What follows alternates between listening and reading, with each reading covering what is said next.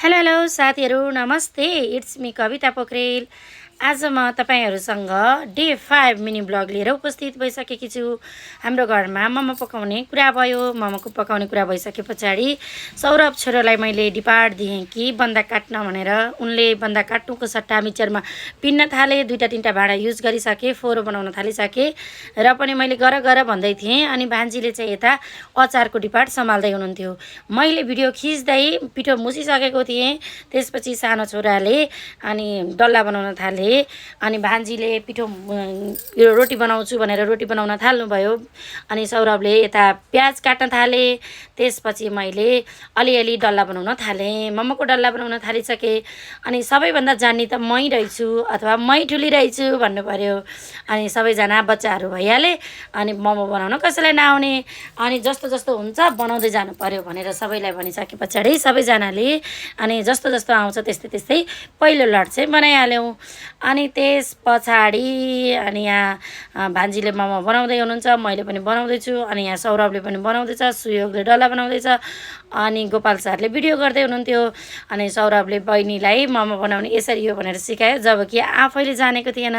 र पनि ठिकै छ भनेर हामी चाहिँ एकदम खुसी भएर एकले अर्कालाई हेर्दै रमाइलो गर्दै गफगाफ गर्दै कुरा गर्दै मोमो बनाउँदै थियौँ।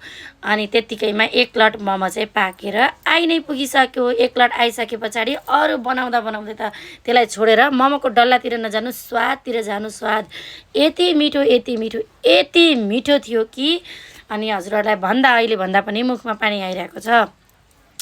मोमो यति धेरै मैले बाहिर गएर त्यसरी खान सक्दिनँ। अनि तर यहाँ चाहिँ एकदम धेरै घरमा बनाएको त खान सकिँदो रहेछ भन्दै खाएँ।